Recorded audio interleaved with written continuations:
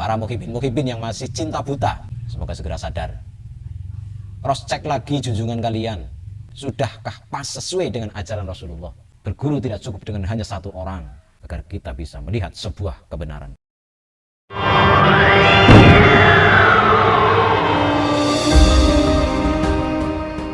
Assalamualaikum warahmatullahi wabarakatuh.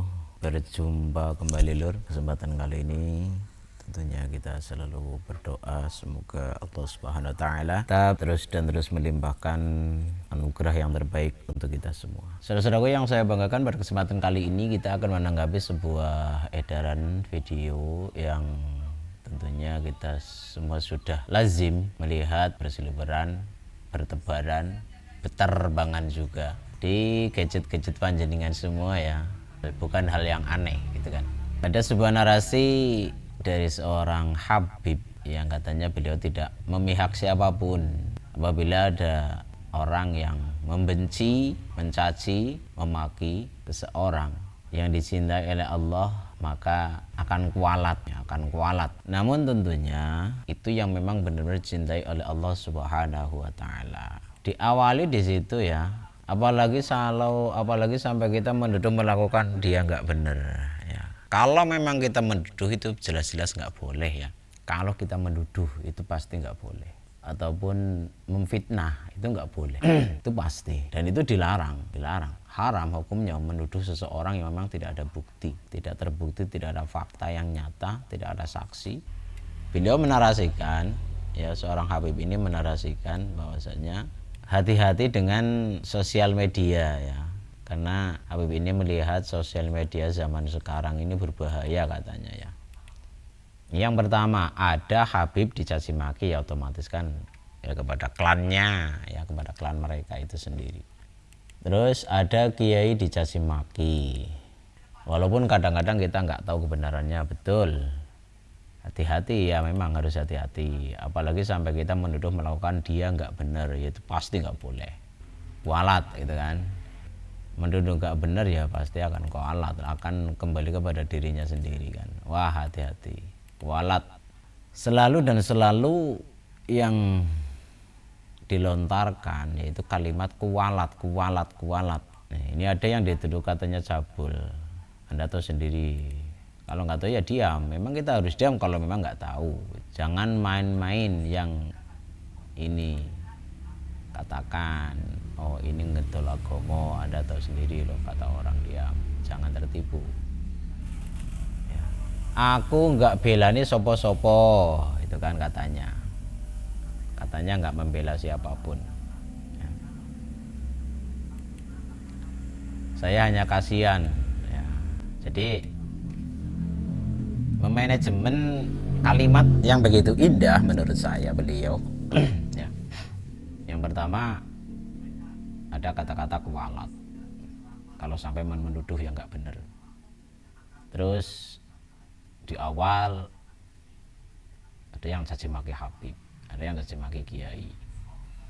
Harus berhati-hati nanti kualat gitu kan. Kita lanjut. Anda membenci seorang ulama yang dicintai Allah ya. Oke, lanjut dulu. Wis dikandani dagingnya beracun. Betul. Sesuai apa yang kita terima juga dari para guru-guru kita, kalau kita sampai membenci seorang ulama yang dicintai oleh Allah dan Rasulnya, itu memang mengandung racun dan berbahaya untuk kita, untuk diri kita, untuk keluarga kita juga.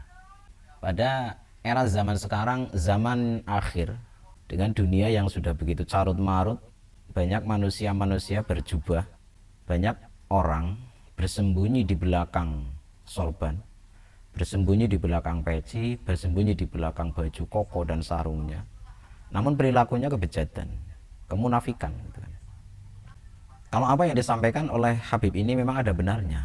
Benarnya di mana? Kalau memang ulama dan Habib itu adalah kekasih Allah, lahiriah batiniahnya memang benar-benar dekat dengan Allah, membimbing umat untuk mendekat kepada Allah, kepada Rasulullah. Memang itu benar. Namun kita tidak menafikan, banyak dari kalangan-kalangan orang yang mengakui dirinya adalah seorang ulama, yang mendeklarasikan dirinya seorang cucu Nabi, generasi penerus Rasulullah, namun perilaku dan tingkahnya tidak sesuai dengan yang diajarkan oleh baginda Rasulullah Muhammad SAW. Apakah kira-kira yang seperti itu beracun? Apakah kira-kira yang seperti itu akan mewalati itu kan? Kalau menurut saya enggak lah. Kalau yang benar-benar dia mengajak ke dalam kemungkaran, walaupun toh dibungkus dengan amar ma'ruf nahi mungkar, dibungkus dengan nahi mungkar dan amar ma'ruf, namun maksud dan tujuannya jelas kelihatan. Itu hanya sebuah strategi, itu hanya sebuah cara untuk menuju kesuksesan pribadinya, tujuan golongannya. Jadi untuk saat ini tentunya masyarakat pribumi di Nusantara seharusnya sudah semakin cerdas, semakin tahu, semakin paham bahwasanya banyak oknum ya, banyak oknum orang yang berjubah mengaku sebagai cucu Nabi ya, mengaku generasi penerus para wali, mengaku generasi penerus para ulama, memperjuangkan agama, menegakkan syariat.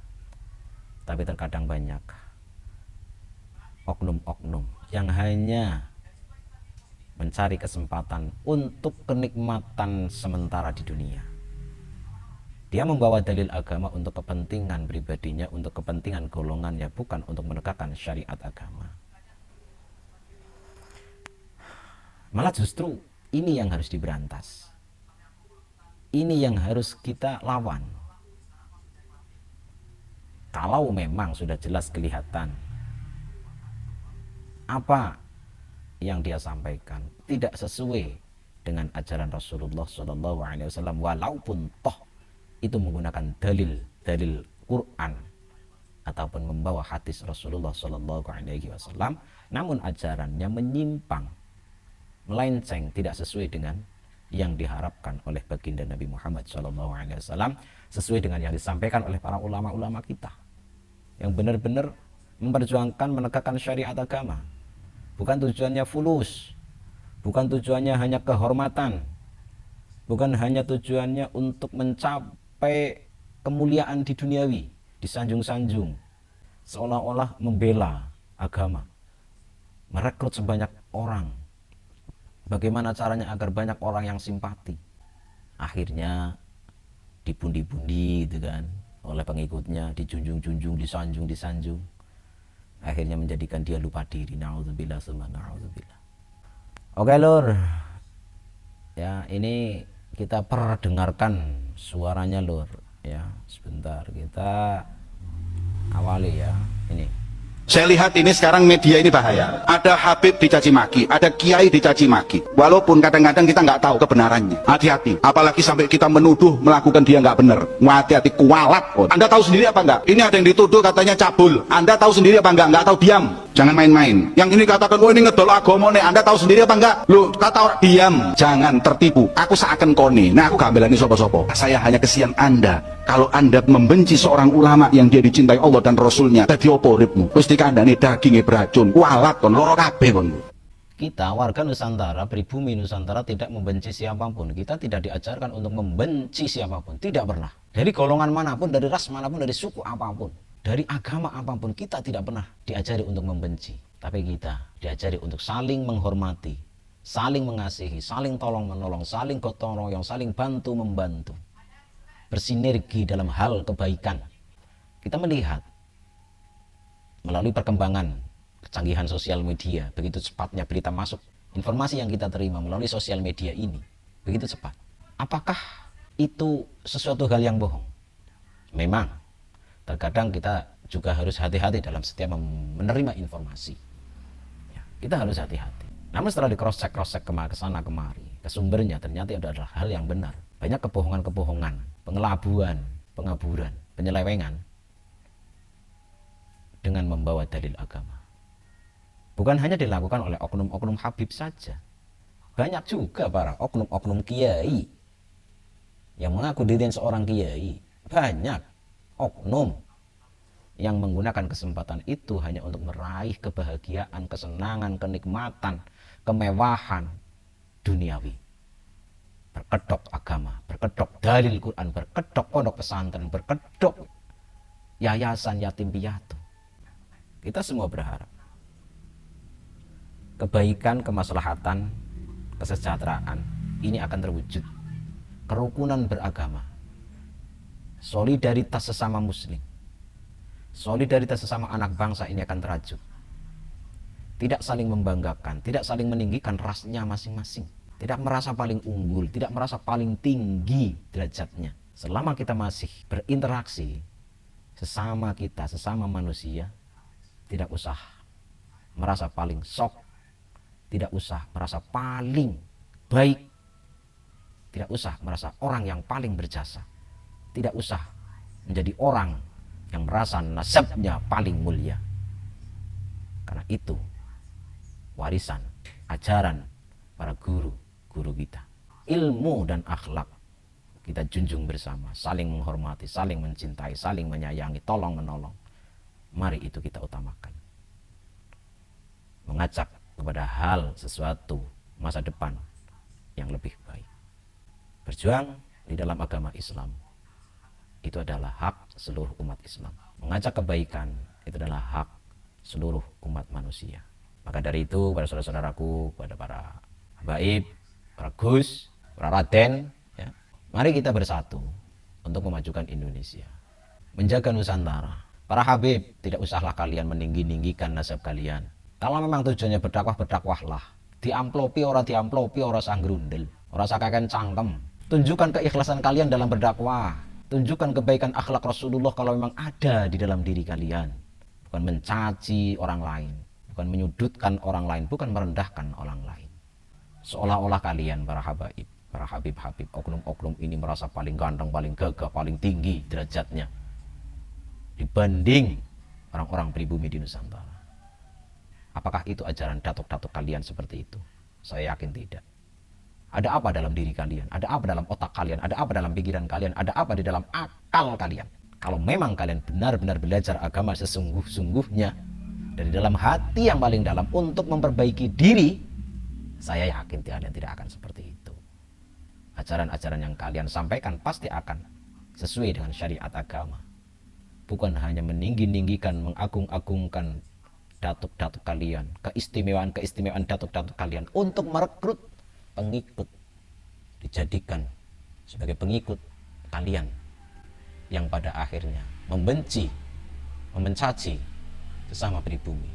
Itu bukanlah ajaran warisan dan leluhur kita di Nusantara.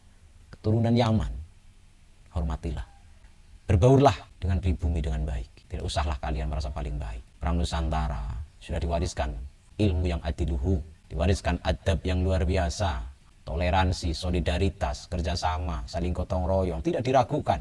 Namun itu jangan sampai kalian jadikan kesempatan untuk memperbudak para pribumi di Nusantara. Ihdinas shiratal mustaqim. Semoga ini ada manfaatnya.